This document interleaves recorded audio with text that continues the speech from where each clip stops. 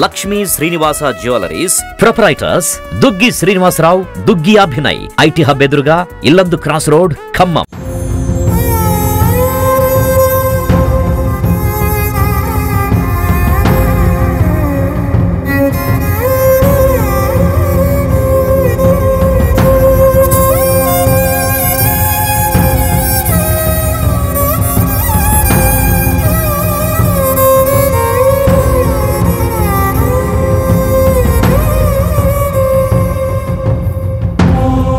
Welcome to Suman TV Khammam. ఈరోజు మనం ఖమ్మం జిల్లాలోని కారేపల్లి మండలం సూర్యాతండలో ఉన్నాం. సో ఇక్కడ ఏంటంటే దేశ రక్షణలో భాగంగా తన ధర్మాన్ని నిర్వర్తిస్తూ అనిల్ అనే ఒక వీర జవాన్ అయితే తన ప్రాణాలను అయితే కోల్పోయాడు. ఆ దేశ రక్షణలో భాగంగా జమ్మూ కాశ్మీర్లోని శ్రీనగర్లో తను ప్రయాణిస్తున్నటువంటి ఒక వ్యాన్ అనేది బోల్తా తప్పి లోయలో పడి తను మృతి చెందడం జరిగింది.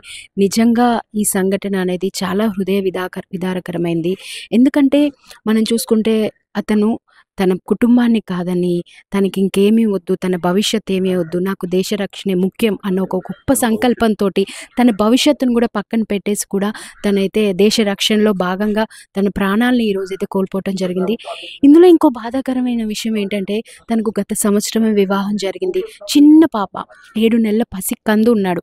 ఇంకా తనకి తన చేతులతో కూడా తనివి తీరా ఆ బాబుని ఎత్తుకొని తను తండ్రిని అని చెప్పుకునే అంత సమయాన్ని కూడా ఆ బాబుతో అయితే గడపలేదు. కానీ ఇంతలోనే ఈ విషాదకరమైన సంఘటన అయితే చోటు చేసుకుంది. ఇప్పటికీ కూడా ఆ భార్యకైతే ఇంకా చెప్పలేదు. ఎందుకంటే తను ఏమైతుందో, అంటే నా భర్త వస్తాడు అని ఎంతో ఆశతో ఎదురు చూస్తున్న తను ఇప్పుడు తన భర్త లేడు, ఇప్పుడు తిరిగి రాడు అన్న ఆ బాధతో ఏమవుతుందో తనకన్న ఉద్దేశంతో తనకైతే ఇంకా చెప్పడం జరగలేదు.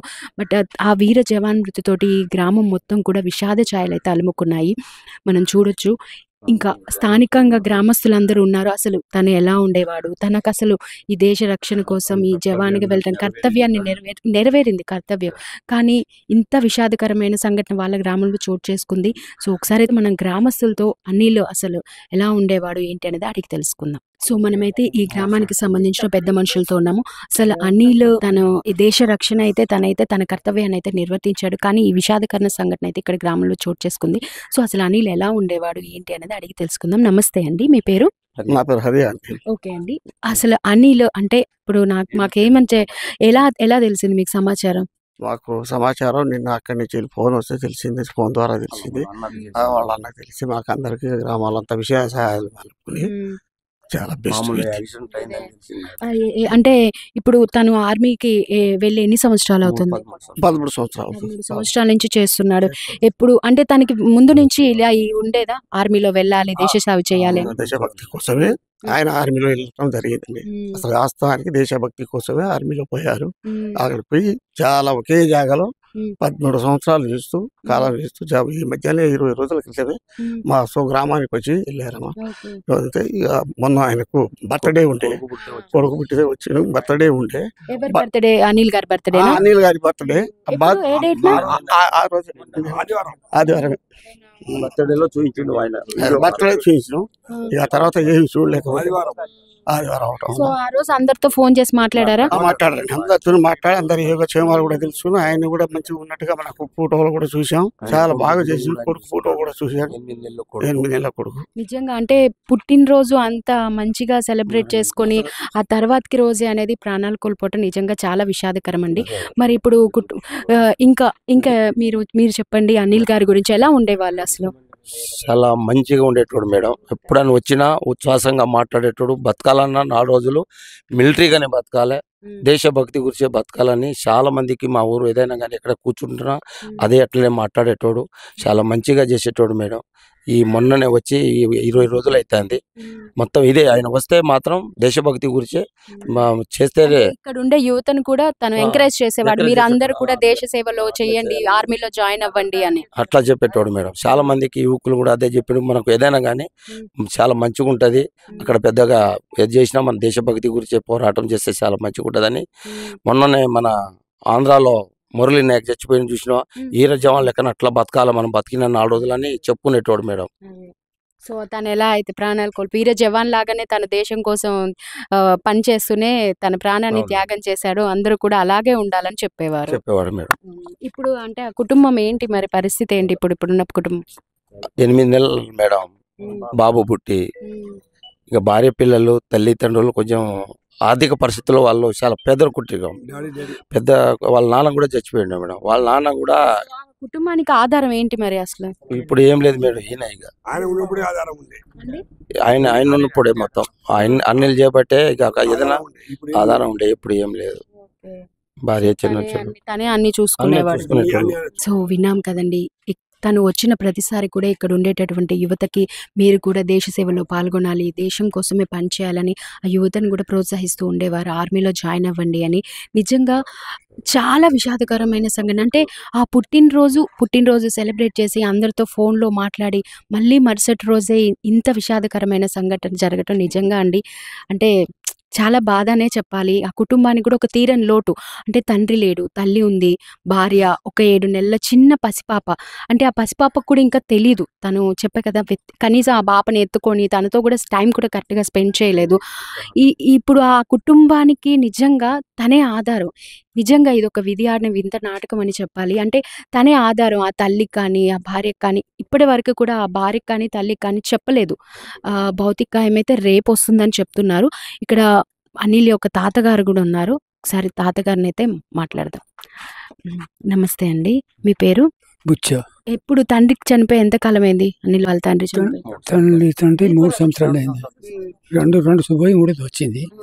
అందరికి చూస్తున్నాడు ఈడే. ఎంతమంది పిల్లలు? ఎంతమంది అసలు వాళ్ళు? అనిల్కి అన్నయ్యలు కానీ అక్కలు కానీ చెల్లెలు కానీ ఎవరైనా ఉన్నారా? ఒక్కటే అమ్మాయి, 2 అబ్బాయిలు అంతే. లేరు. ఓకే, ఒక అన్న ఒక చెల్లి ఉన్నారా? వాళ్ళు ఎక్కడ ఉంటారు? ఇక్కడ ఉన్నాడు.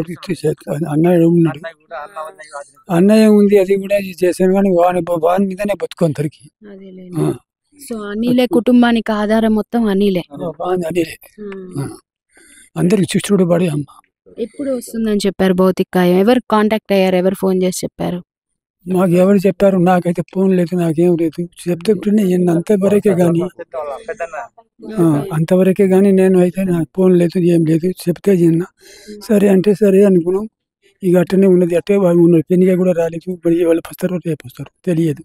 సో వీళ్ళకైతే అండి ఎవరికి కూడా ముందుగా ఎప్పుడైతే ఆ లోయలో పడిందో, మృతి చెందాడో ఎవరికి కూడా నిర్ధారణ అయితే ఇవ్వలేదు.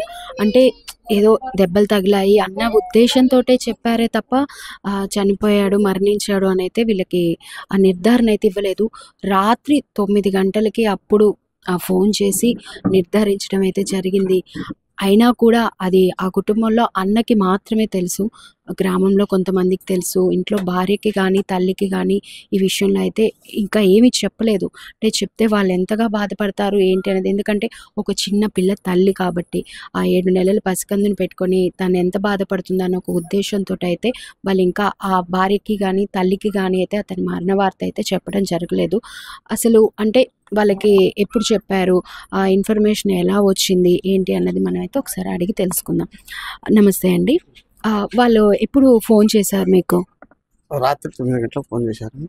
అయితే ఇప్పుడు ప్రస్తుతానికి ఇప్పుడు రాత్రి ఈవినింగ్ 6 గంటలకు కన్నీ ఫ్లైట్ బయలుదేరుతుంది శ్రీనగర్ నుంచి వెళ్ళి. ఢిల్లీ వచ్చింది సార్. ఢిల్లీ నుంచి వెళ్ళి హైదరాబాద్ వచ్చేసరికి 1:30 అవుతుంది. అక్కడి నుంచి వెళ్ళి అంబులెన్స్లో ఈడీ తీసుకొచ్చిన తర్వాత 3 గంటలకు 4 గంటలకు చేరుకున్నా. రేపు మా ప్రభుత్వ లాంఛనాలతో రెండోది అధికారికంగానే అంత్యక్రియలు నడవాలి. అంటే ఇవాళ శ్రీనగర్ నుంచి ఢిల్లీకి వచ్చి ఢిల్లీ నుంచి మళ్ళీ హైదరాబాద్ నైట్ 1:30కి చేరుకుంటుంది.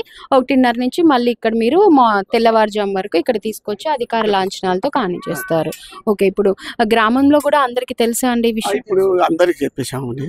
ప్రతి ఒక్కళ్ళు ఇంటి వదిలి ఏ పని కానీ బయలుదేరకుండా ఆయన మీద ఉన్న అభిమానంతో చాలా మంది ప్రతి ఒక్కరు కూడా ఉండాలి. ఎందుకంటే తను దేశం కోసం ఇంత త్యాగం చేశాడు కాబట్టి ఆయనకి ఇంత అంటే ఈ సూర్యతండ ఇక్కడ కామెపల్లి అని తెలిసింది ప్రపంచానికి నిజంగా అనంటే సరే, అది చాలా బాధాకరమైన విషయం. ప్రమాదవశాత్తు అది జరిగింది, కానీ ఇలా తెలిసింది ఈ తండాలకు సూర్య తండాకు సంబంధించిన ఒక వీర జవాన్ అయితే, ఒక వీరుడు నిజంగా దేశం కోసం తన విధి నిర్వహణలో భాగంగా తన ప్రాణాలను అయితే త్యాగం చేయడం జరిగింది. నిజంగా ఇది చాలా బాధాకరమైన సంఘటన. ఊర్లో కూడా చూసుకుంటే అందరూ కూడా విషాద ఛాయలు అయితే అలుముకున్నాయి. ఇప్పుడు ఎప్పుడైనా వస్తే ఇంట్లో వచ్చిన తర్వాత మా ఇంటికి వెళ్ళి వచ్చినా కూడా మాట్లాడేవాళ్ళు, ఎలా ఉన్నారు ఏంది అమ్మ నాయనమ్మ అట్టట్ట అని మాట్లాడి మంచిగా తిరిగి ఎప్పుడు వచ్చా ఏమంటే ఇవాళ వచ్చే పుట్టినరోజు కూడా ఘనంగా చేద్దాం, నేను వచ్చినప్పుడే చేద్దాం అనేసి చెప్పేవారు. మంచిగా మాతో మంచిగా బాబు పుట్టినరోజు, బాబు పుట్టినరోజు ఆదివారం రాత్రి బాబు అనిల్ పుట్టినరోజు మంచిగా గడిపారు, మాట్లాడారు. పిల్లలతో కూడా రాత్రి మంచిగా మాట్లాడి మంచిగానే ఉన్నారు. చూసి మాకు కూడా ఫోటోలు అవి పంపించారు, చూసాము. కానీ మర్యాద మంచి మనిషి, అందరూ అక్కడ అనిల్ మీదనే ఆధారపడి ఉండేది. పాపం చిన్న పిల్లగాడు, భార్య చాలా బాధలో ఉంది. ఈ చచ్చిపోయిన విషయం కూడా చెప్పలే, ఇప్పుడు దాకా ఏమవుతుందో ఏందో అనేసి చెప్పలే. అందుకని అమ్మకు భార్యకు ఈ విషయం అయితే తెలియదు. ఊరు మొత్తం తెలిసింది, ఊరు మొత్తం వాళ్ళు ఇంట్లోనే ఉన్నారు. ఇప్పుడు అందరూ ఎదురు చూస్తూ ఉన్నారు. అందుకని మంచివాడు, బాగా మర్యాద గల మనిషి, మంచిగా ఆర్మీ అంటే బాగా ఇష్టం, ఆ జాబే చేయాలి, అలాగే ఉండాలి. ఫ్రెండ్స్ కూడా అలా చెప్పేవారు, మంచిగా ఉండేది. మంచి 19 సంవత్సరాలకే ఆర్మీలో జాయిన్ అయిపోయాడంట కదా. మంచి చిన్న వయసు, అంత చిన్న వయసులోనే తన చేరారు. అందుకనేసి ఇంకా చదువుకోవాలనేసి అవును, ఇంకా ఇక చెయ్యాలనే తనకి ఇంకా కొంచెం 5 సంవత్సరాల ఎక్స్టెన్షన్ కూడా చేసుకున్నారని వచ్చారు. దోస్తితోని మంచి ఫిరిగ్గా ఉండేటోళ్ళు, చుట్టాల్లో వాళ్ళ అత్తమ్మతోని మంచి ఉండేది.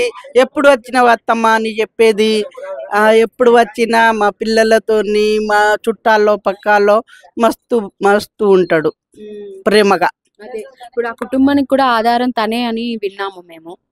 వాళ్ళకి ఏం ఆధారం లేదు, ఆయన పని చేస్తున్నాడు, జీతం పంపుతున్నారు, ఇల్లు తింటున్నారు.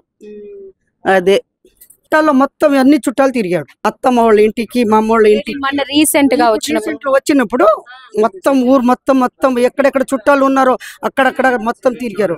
ఆ చివరి అందరి కలవచ్చు. చాలా భయంకరమైన. అమ్మని తీసుకెళ్లాడు, బాబుని తీసుకెళ్లి అక్కడ గుండు తిప్పించుకొని వచ్చేసాడు. భద్రాచలం వెళ్ళాడు. పరమశాల అన్నీ తిరిగాడు, అందరు తిరిగి. ఇప్పుడు వచ్చే వరకు మాత్రంగా బాబు పుట్టినరోజు ఘనంగా చేద్దాం, నాన్న చచ్చిపోయిండు కదా, ఏటపోతుని తీసుకొచ్చి ఘనంగా చేద్దాం అనేసి మాట్లాడి కదా బాబు చిన్న ఇంకా సంవత్సరం అదే బర్త్డే రోజు ఇంకా ఘనంగా చేద్దామని అనుకున్నాను. చాలా బాధాకర. చిన్న బాబు పేరేంటి? బాబు పేరు జున్ను అంట. జున్ను అని పిలుస్తాడు కానీ పేరు వేరే. అసలు నిజంగా అండి, అంటే చూడండి విధి ఎలా ఉందో.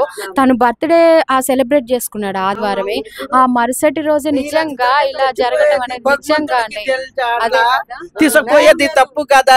అంటే తనకి తెలీదు తండ్రి అని. ఇంకా తను తండ్రిని కూడా చిన్న బాబు అట్లా తీసుకున్నాడా, బాబుని చూసుకున్నాడా కదా. భగవంతుడికి ఏం తెలియటం. 7 సార్లు ఫోన్ లో మాట్లాడి వీడియో కాల్ చూస్తాడంట. ఆయన పొద్దున ఎందుకు ఫోన్ చేయటం లేదని భార్య 10-20 సార్లు చేసినా కూడా లిఫ్ట్ చేయలేదు. అందుకనేసి ఏమైంది ఏంది అనేసి తిరుగుకుంటా ఫోన్ చేస్తూనే ఉంది. కానీ ఆమెకు తెలియదు ఇలా అయిపోయిందని, ఇప్పటి వరకు కూడా తెలియదు. అంటే ఎవరు ఎలా సమాచారం అందించారు ఫస్ట్ మీకు అందీట? ఎప్పుడంటే వాళ్ళ బావ ఉన్నాడు కదా, బావ ఇంట్లో, వాళ్ళకు పోలీసు వాళ్ళు ఫోన్ చేస్తే ఆయన హైదరాబాద్ నుంచి వస్తుండు, దారి మీదనే బండి మీద వస్తూ పడిపోయిండు, సోయి తప్పి పడిపోయాడు. వాళ్ళ అన్నయ్య సమాచారం విని ఆ బండి నుంచి పడిసి సోయి తప్పి పడితే ఎవరెవరు తీసుకొచ్చి అక్కడ కారేపల్లి హాస్పిటల్లో పెట్టారు. 6 గ్లూకోజ్లు ఎక్కించారు. తెలియదు వాళ్ళకు ఆ వార్త వినగానే. అన్నయ్యకి అంటే ఆ తమ్ముడి గురించి ఆ వార్త వినగానే అందరు పంచేది పెట్టుకుంటారు. ఎప్పుడైనా మంచిగా హ్యాపీగా ఉంటారు వాళ్ళు. ఆ పిల్లలు ఉన్నట్టే ఎవరు అలా ఉంటుంది కదా. అంటే అన్న తమ్ముడు అందరు గొడవ పెట్టుకుంటారు కానీ అలా ఎప్పుడు గొడవ పెట్టుకోరు. ఎంత ప్రేమతోని ఉంటారు వాళ్ళు. అంత మంచిగా ప్రేమ ఉంటే ప్రేమనే. ఎంతకాలం అయింది అబ్బాయికి పెళ్ళి? 2 సంవత్సరాలు 2 సంవత్సరాలు 2 సంవత్సరాలు. తను చిన్న బాబు, అంత చిన్న బాబు. నిజంగా అంటే ఆ దేవుడు ఇంత అన్యాయం చేస్తాడంటే ఆమె పరిస్థితి, ఆ బాబు పరిస్థితి నిజంగా అసలు అదే కదా. అసలు చూడలేకుండా పోతున్నామండి. అసలు ఏంటంటే ఆ పరిస్థితి అసలు వేరే వాళ్ళకు రాకూడదు. మాత్రం అంటే మనం అనుకుంటాంలే కానీ నిజంగా చూస్తుంటే కళ్ళ ముందు ఆ పరిస్థితి ఎవ్వరికి రాకూడదు అని అనుకుంటాము. ఆ తల్లి, ఆ పిల్లవాడు, భార్య నిజంగా అసలు ప్రేమతోని లవ్ మ్యారేజ్ అని మా చిన్న మ్యారేజా, ఇంకా బాధ అయితే ఇంకా చెప్పలేకుండా మా చిన్నమ్మ ఉంది. ఆ బిడ్డకి చేసుకున్నాడు కానీ లవ్ చేసి ప్రేమతోని ఇంట్లో అందరికి నచ్చజెప్పి చేసుకున్నాడు. ఎంత మంచిగా చేసుకున్నాడు. అందరు వచ్చాము మేము పెళ్లికి. ఆ బాధ సరే, ఏ పెళ్లిలో అయినా ప్రేమ అనుబంధాలు ఉంటాయి కానీ లవ్ మ్యారేజ్ అంటే ఇంకా ఎన్ని సంవత్సరాల నుంచి తెలిసి ఉంటది వాళ్ళకి, ఇన్ని సంవత్సరాల అనుబంధం. చిన్న చెల్లికి పెళ్లి చేసినారు కానీ ఆమె చేసుకోలే. ఎందుకంటే ఎప్పుడైనా నేనే చేసుకుంటా అని అన్నారని చేసుకోలే.